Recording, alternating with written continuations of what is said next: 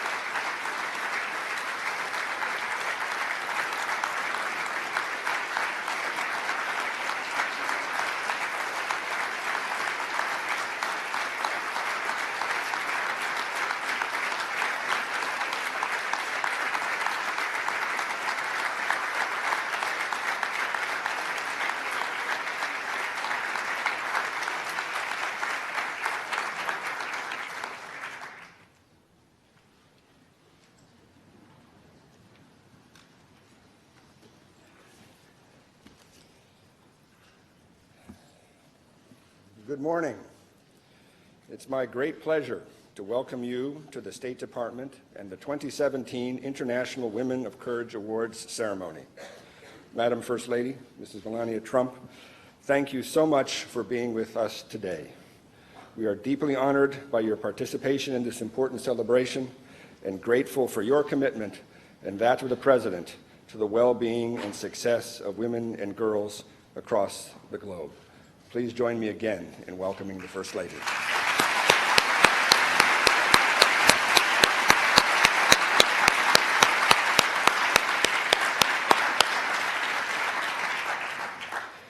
I would also like to welcome the members of the Diplomatic Corps who are with us here today, and of course, the women joining us on this stage, the 2017 International Women of Courage. Thank you very much.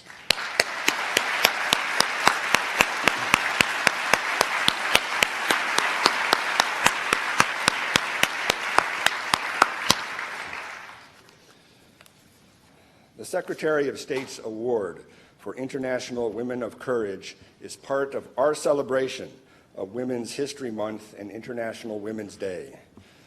The Secretary wanted to be here to present these awards himself. Regrettably, he is on his way to Ankara and Brussels, but he extends his heartfelt congratulations to these honorees. Since 2007, this award has honored women from around the world who have exhibited exceptional courage and leadership, who have drawn strength from adversity to help transform their societies. These women have mobilized public sentiment and their governments to expose and address injustice, speak against corruption, prevent violent extremism, and stand up for the rule of law and peace, often with little more than their voices and sheer determination. We are honored to recognize this incredible group. Shortly, you will hear each woman's story. They are an inspiring reminder of how individuals can make a difference. Taken together, they provide a powerful message of courage and leadership. As we celebrate the accomplishments of these women, we also provide them with a platform for telling their stories.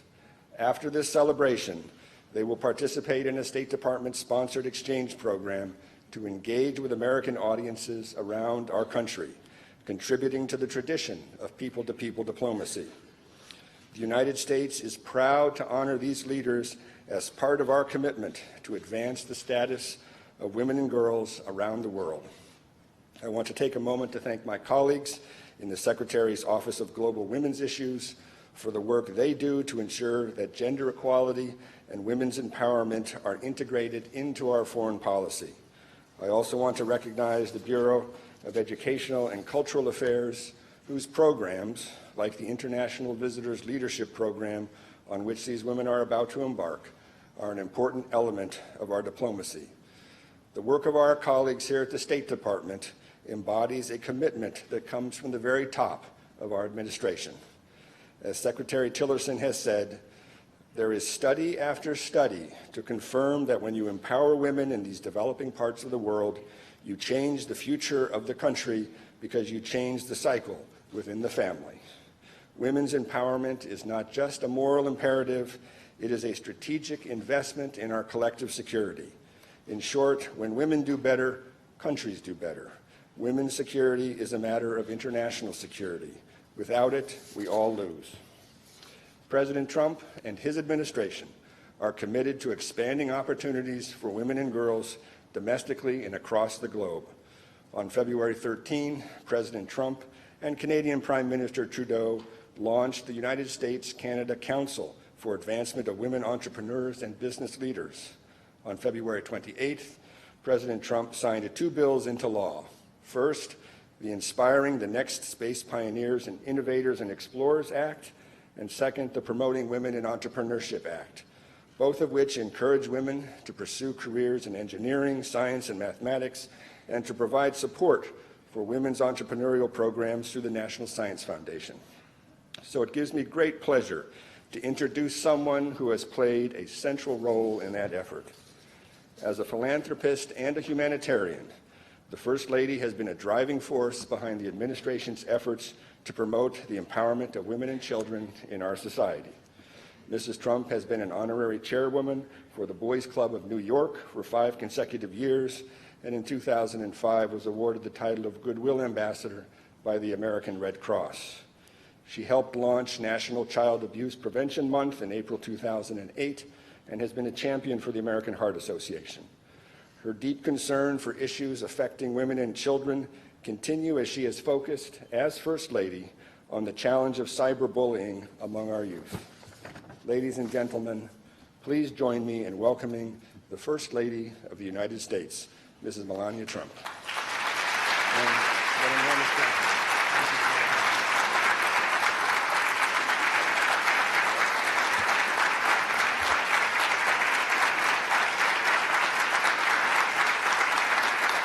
Thank you. Thank you. Ambassador Shannon, dignitaries, esteemed guests, ladies and gentlemen. I'm deeply humbled to be here today to honor these 12 remarkable and inspirational women who have given so much for so many, regardless of the unimaginable threat to their own personal safety. Each one of these heroic women has an extraordinary story of courage which must inspire each of us to also achieve more than we had ever imagined possible. Their lives remind us of the boundless capacity of the human spirit when guided by moral clarity and desire to do good. These honorees on the stage with me have fought for their rights and for the rights of others. Each battled forces such as governments, the courts, gender bias, terrorism, war, and corruption, and were willing in each moment to face harsh penalties, including imprisonment and death. As they continue to preserve against unimaginable odds, these women are extraordinary examples of reaching within to find the courage that lies inside us all to change the world. While learning the stories of these 12 honorees, I would like to ask each of us to take this moment and try to imagine what it would be like to experience the trying obstacles, domestic abuse, gender bias violence, or governed oppression that some of these women have faced. Let us try to envision ourselves in their place, struggling against unequivocal gender bias and discriminatory laws which serve to protect the perpetrators of unthinkable crimes while punishing their victims should they even dare to speak out. Ask yourself if you would have the fortitude of spirit, the courage of your convictions, and the enormous inner strength required to stand up and fight against such overwhelming odds. Amazingly, each of our honorees has courageously answered yes to those questions. For it is their strength and the strength of others like them which will unite a global battle against inhumanity. Together with the international community, the United States must send a clear message that we are watching.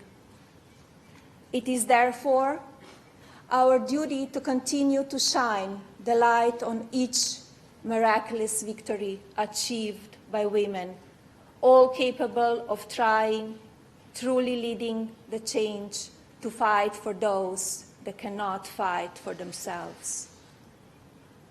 These are the stories of human greatness that will continue to inspire and therefore must be told far and wide. These honorees who have fought on the front lines against injustice are true heroes.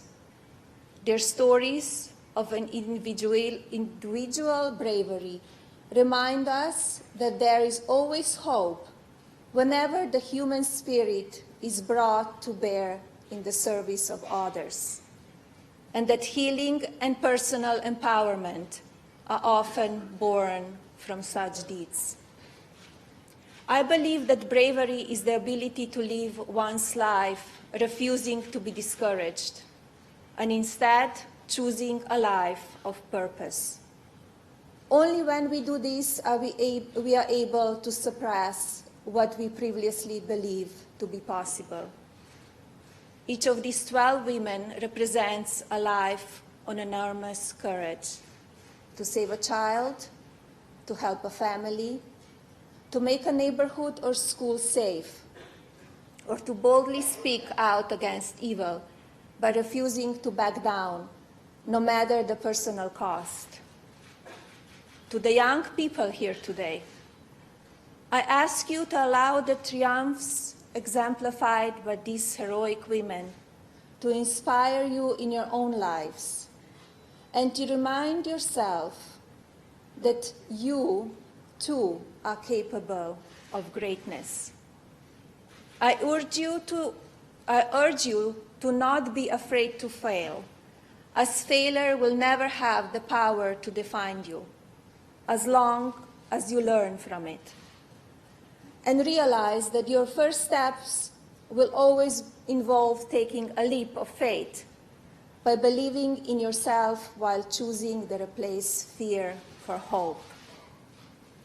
Let these brave women serve as daily inspiration, as it is now up to each of you to remain vigilant against injustice in all its many forms. As you go forward, remember their journeys as push ahead and strive to bring about a better community, a better country, and a better world in an ongoing fight for right over might. We must continue once again to shine the light on the horrendous atrocities taking place in neighborhoods around the corner and around the globe, where innocent families are crying out to live in safety. We must continue to fight injustice in all its forms, in whatever scale or shape it takes in our lives. Together, we must declare that the era of allowing their brutality against women and children is over, while affirming that the time for empowering women around the world is now. For wherever women are diminished, the entire world is diminished with them. However, wherever women are empowered, towns and villages, schools and economies are empowered, and together we are all made stronger with them. We must begin now to challenge old fears, fight long-held prejudices, and stand up against evil and injustice wherever it may be. As leaders of our shared global community, we must continue to work towards gender empowerment and respect for people from all backgrounds and ethnicities, remembering always that we are all ultimately members of one race, the human race. Each one of us is uniquely gifted. We must continually reaffirm our American values as we join with the international community to make our world safer through acts of collaborative and individual bravery. Thank you, honorees, for your courage. And thank you, Ambassador Shannon, for your support. God bless you, and God bless this great nation. Thank you.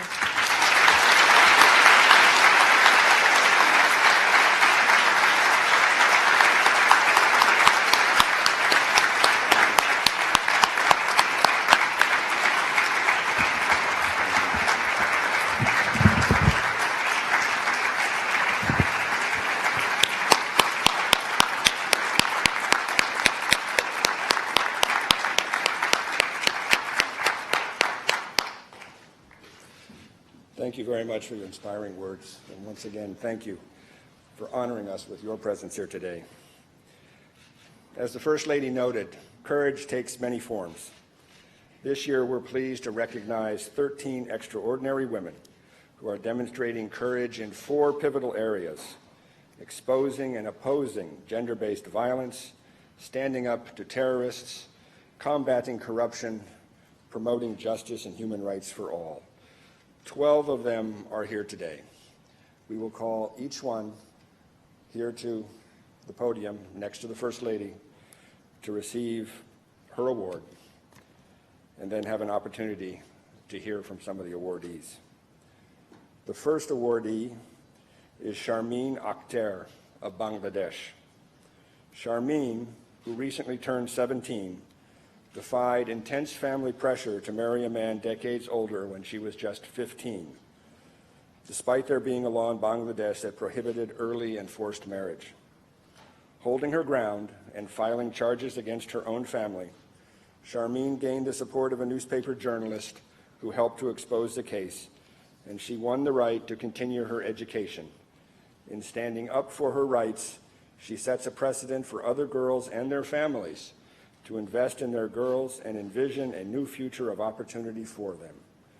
Sharmeen is being honored for her exceptional courage and perseverance to break the silence around early and forced marriage, and for being a role model for other girls who suffer needlessly from this harmful practice. Sharmeen.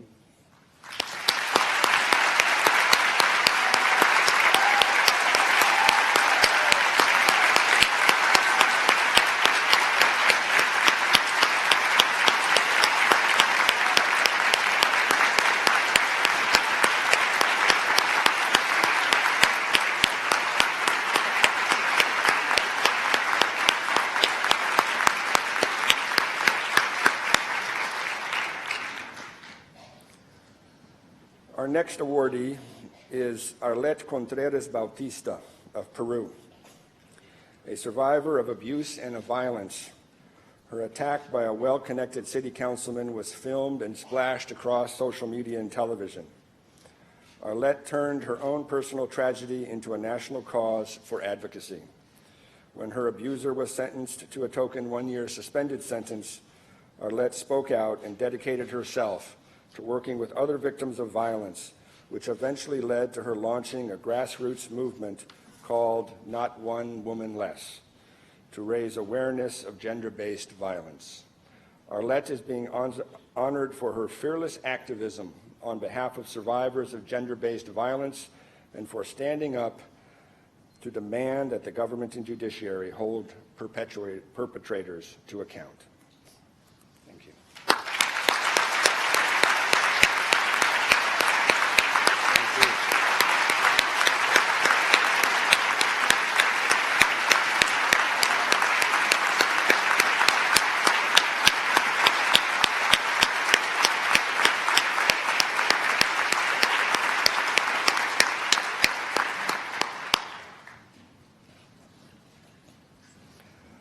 Our next honoree is Maleboho Molefa from Botswana, a beautiful country. A former national basketball player who had her whole life ahead of her, Maleboho was brutally assaulted at the hand of an ex-boyfriend, escaped death, and now uses a wheelchair due to the injuries she endured. Maleboho has dedicated her life to teaching other girls to fight harmful gender stereotypes and domestic abuse. Maleboho is being honored for her tenacity, strength, and resilience to help other women and girls overcome the scourge of domestic violence, especially those who have become disabled as a result of such abuse.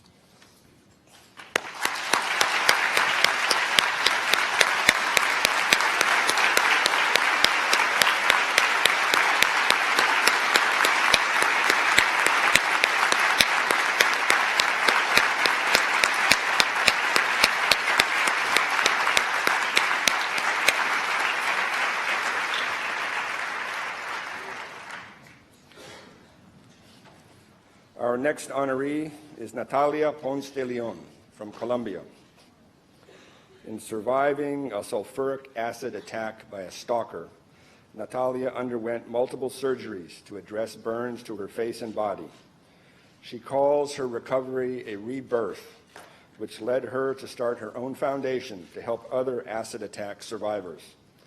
As a result of her advocacy, the Colombian Congress passed the Natalia Ponce de Leon Law in January 2016. Natalia is being honored for her relentless pursuit of justice against acid attacks and fighting for the promotion of a law to hold perpetrators to account. Natalia.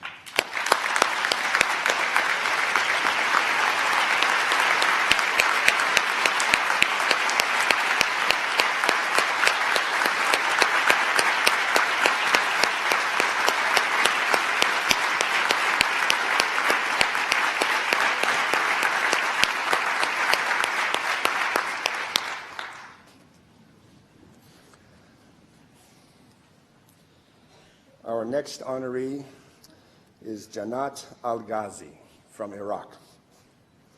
After surviving domestic abuse, Janat's tribal family threatened her life. She now dedicates her life to protecting other women from violence. She has furthered the Organization of Women's Freedom in Iraq's cause of providing shelter, protection, training, and legal services for women, including those who have suffered brutality at the hands of ISIS. Janat is being offered for selflessly working on behalf of women survivors of abuse, courageously telling her story at great risk to her personal safety, and for providing shelter, education, and opportunities for women to reclaim their lives from the threat of violence and extremism. Janat.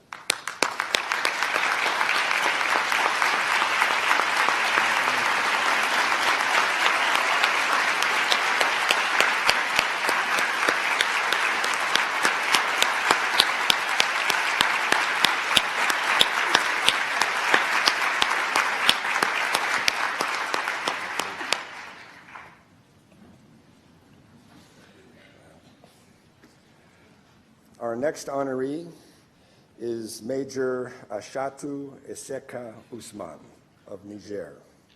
Soldier, mother, and United Nations peacekeeper, Major Usman of Niger exemplifies what it means for a woman to serve on the front lines of conflict and peace building.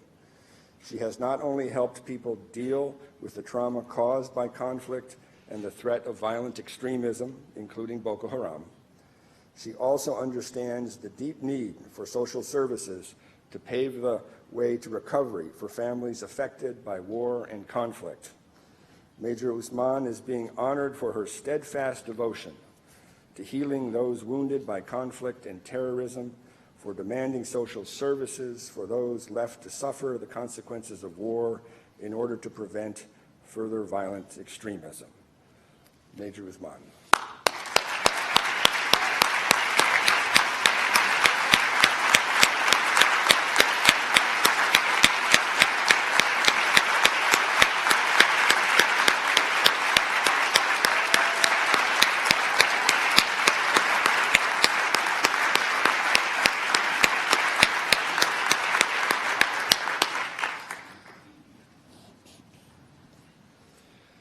Our next honoree is Veronica Simoigan from Papua New Guinea.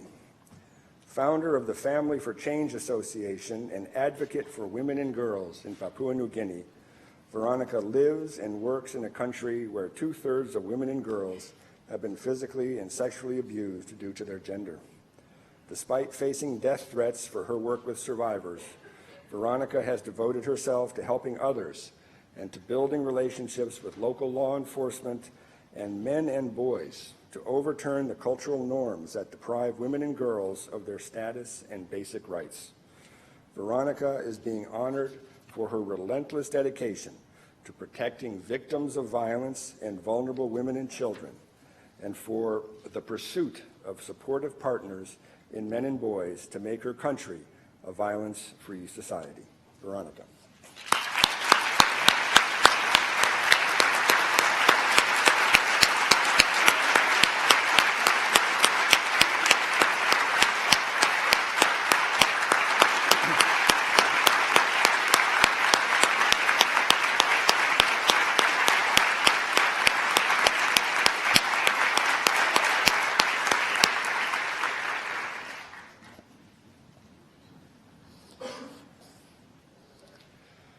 Our next honoree is Rebecca Kabugu of the Democratic Republic of Congo. Subjected to repression, arrests, and months in jail for her political activism and speaking her mind, Rebecca was, at age 22, dubbed one of the youngest prisoners of conscience in the world. Rebecca played a key role in a series of peaceful and nonviolent demonstrations demanding the Congolese government hold credible elections in 2016 as required by the Congolese Constitution. Upon her release in 2016, she emerged as a voice demanding democratic reform and social change. Rebecca is being honored for her visionary leadership, commitment to ushering in positive change through nonviolence, and for standing up to improve the lives of the disadvantaged in her country. Rebecca.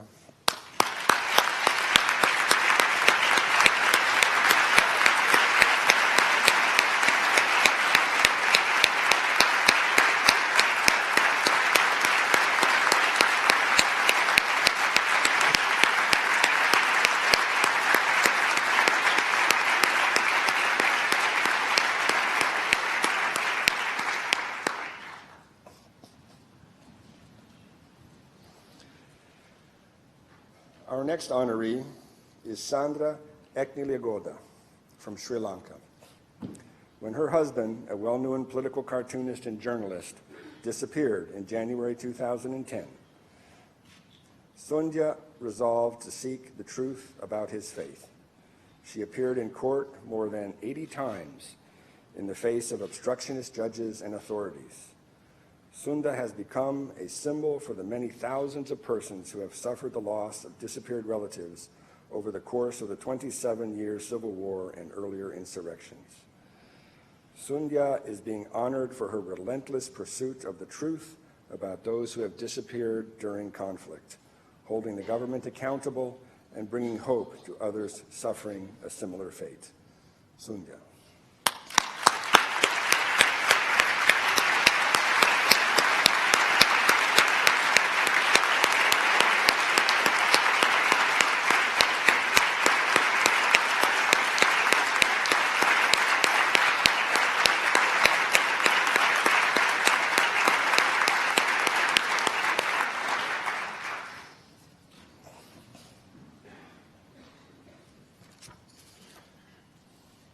Our next honoree is Sadat Uzkan of Turkey.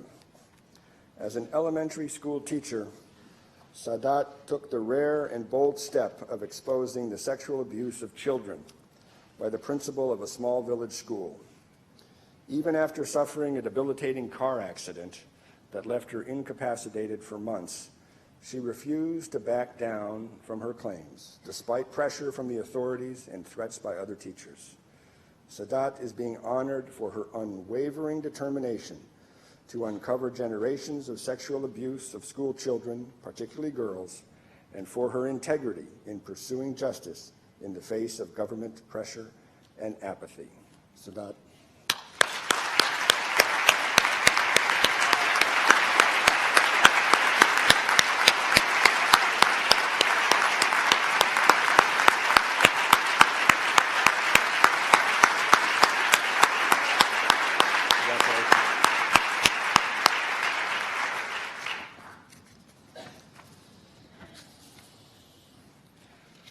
Our next honoree is Sister Caroline Tahan of Syria. Sister Caroline, a Roman Catholic nun working in Damascus, is being recognized for her outreach and service to the refugee community, internally displaced persons, and children. Putting her own life at risk, Sister Caroline has become a beacon of hope to both Muslims and Christians alike. In addition to running a nursery school and providing a safe environment for traumatized children, she also runs a tailoring workshop to provide job skills to vulnerable displaced women. Sister Caroline is being honored for her perseverance in serving those affected by the Syrian conflict and willingness to safeguard and empower the most vulnerable, including children, refugees, and displaced women. Sister Caroline.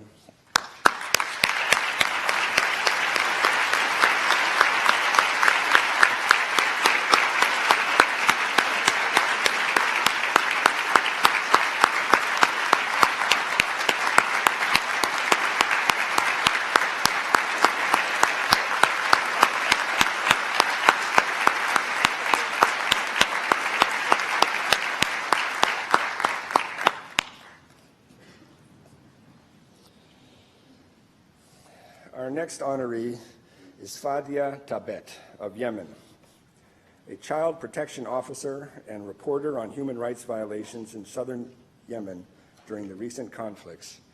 Fadia risked her life to protect the region's children from al-Qaeda and Houthi militias. Her acts of courage dissuaded young boys from joining terror groups and militias. She exposed al-Qaeda's Yemeni branch, Ansar al-Sharia, as a recruiter of child soldiers, as well as documented human rights violations by other armed groups for the United Nations. Fadia is being honored for putting her own life at risk to protect children from being recruited by terrorist groups and militias, and her bravery in exposing the human rights violations and crimes committed by various armed groups. Fadia.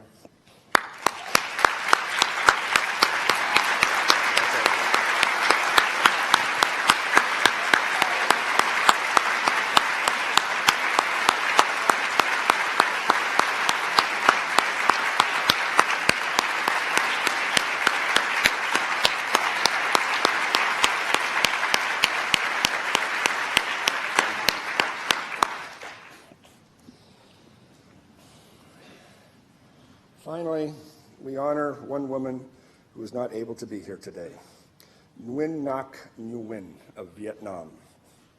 An outspoken critic of injustice and human rights violations, blogger and online activist, Nguyen has been held incommunicado at a detention center since October after exposing a toxic waste dump, one of the worst environmental disasters in Vietnam's history. While Nguyen cannot join her fellow women of courage at this ceremony, we admire her for refusing to be silenced and her defense of freedom of expression. Nguyen is being honored for her resoluteness to expose injustices and corruption and using her voice to stand up for the protection of people's rights and freedoms.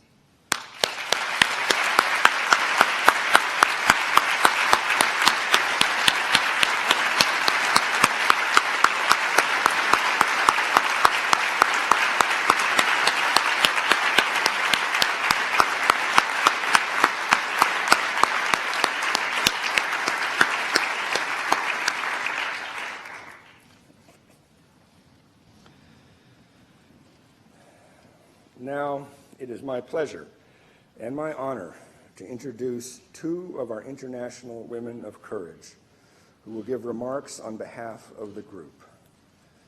May I bring to the podium Malebohobo Molefa of Botswana and Natalia Ponce de Leon of Colombia.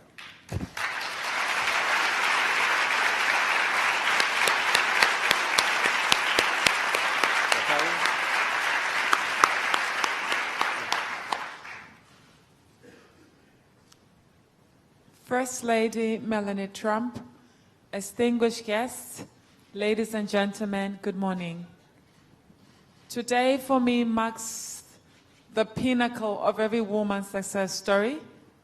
I am greatly honored to speak on behalf of the phenomenal awardees. Oftentimes, we work selflessly, we sacrifice so others can learn from us. We allow ourselves to be brave despite the ridicule, the judgments, and the societal pressures. This moment is for everyone who has supported me, most importantly, my family and my friends, and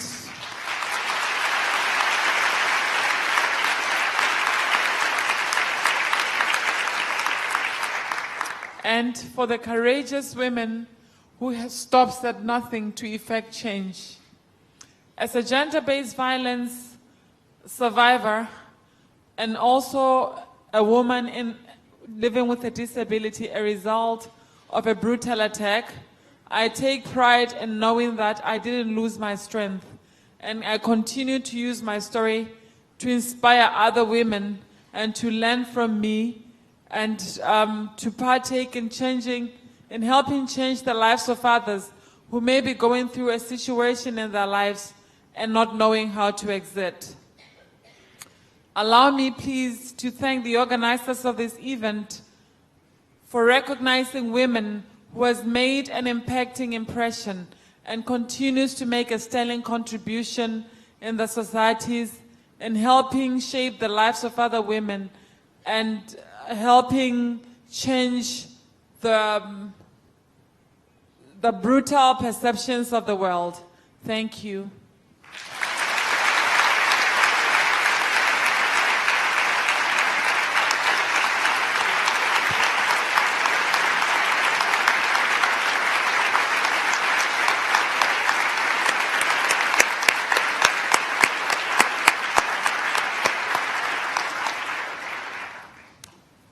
Hello, everyone. I never would have dreamed I will have the honor to be speaking to you today, let alone I would have imagined that in order to be here today, I would first have to go through a nightmare and later a rebirth. Almost 3 years ago, I was at my mom's house and I received a call. Supposedly, my ex-boyfriend left me something for me at the door. I did not pay much attention, and when I went to take out the garbage, I was surprised by a man in a hood who attacked me with a liter of sulfuric acid. I felt my skin burning.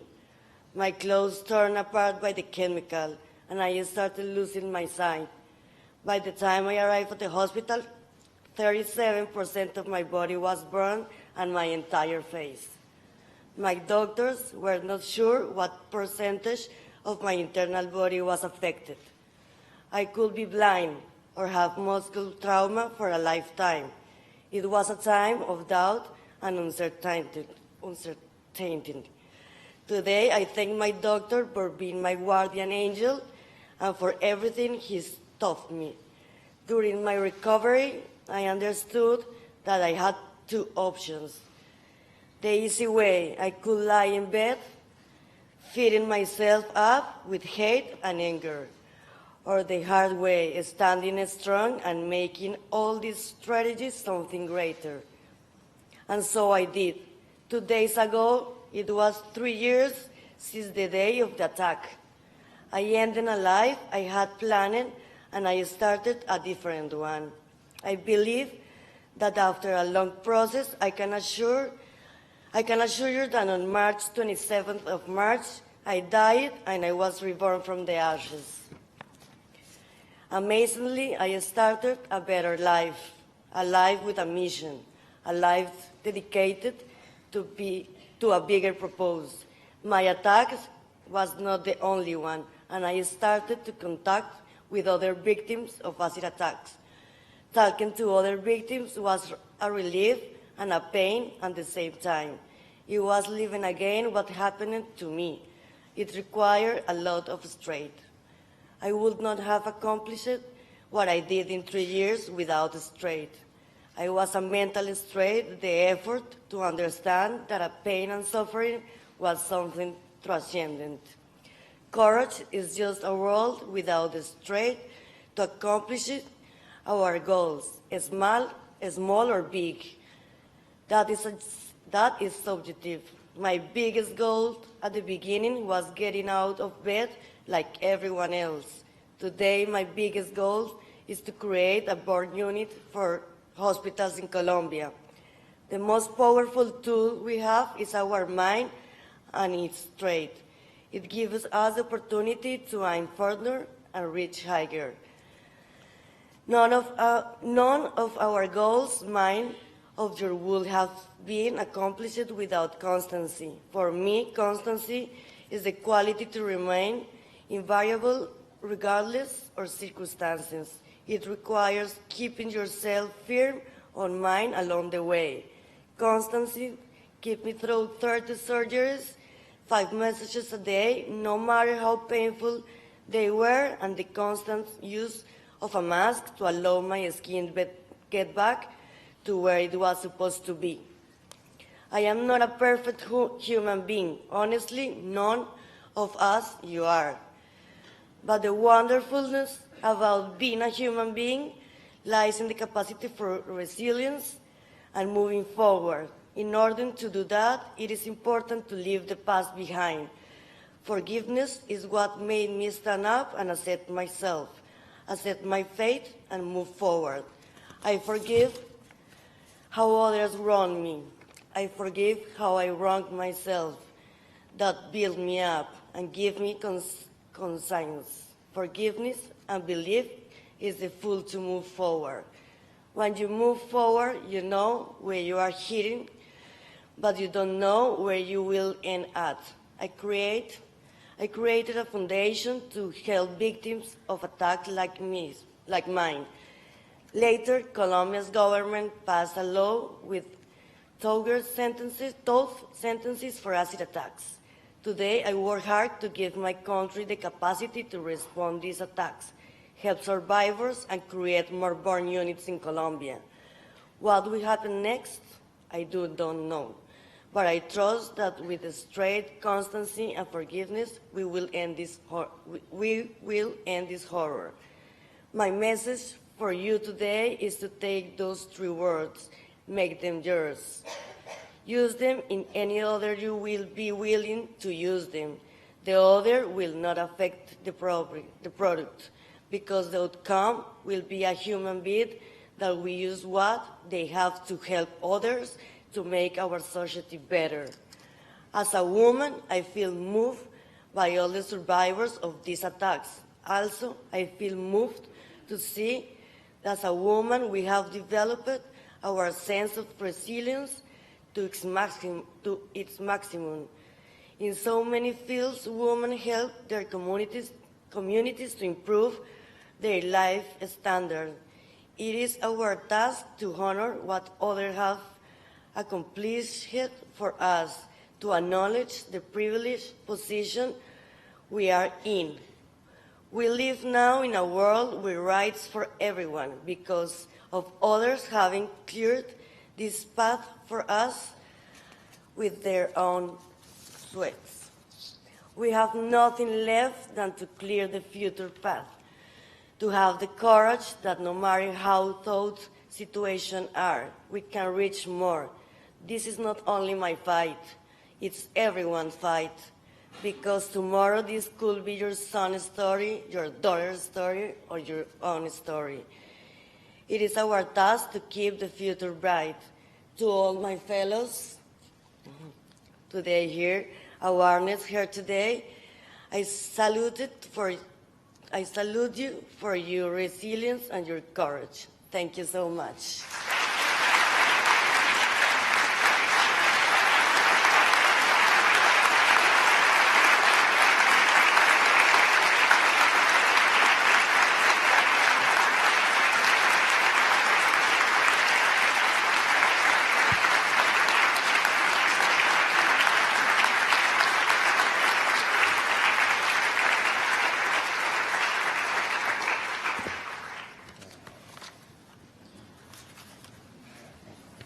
Two incredible statements by two incredible women. There's really nothing left to say, except to thank all of you for your presence here today.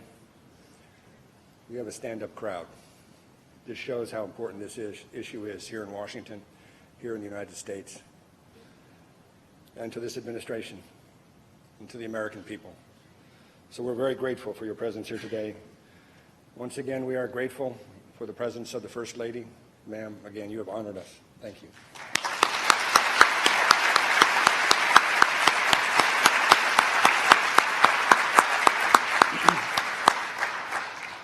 And to the 2017 International Women of Courage awardees, thank you all for what you have done and all that you will continue to do. Thank you for your bravery and your commitment. We honor you and we honor your work.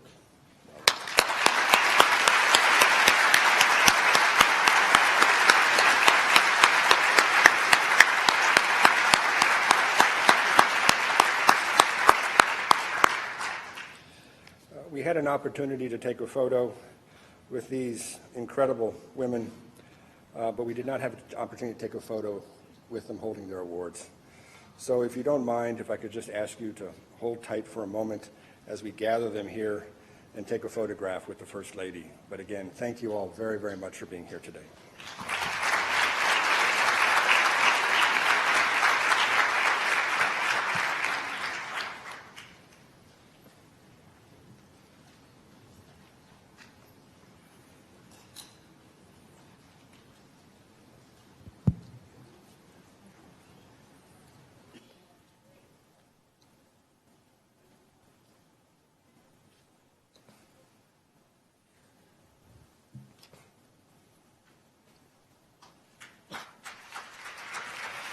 Ladies and gentlemen, this concludes the 2017 International Women of Courage Awards. Please stay seated as the awardees exit the stage. Thank you.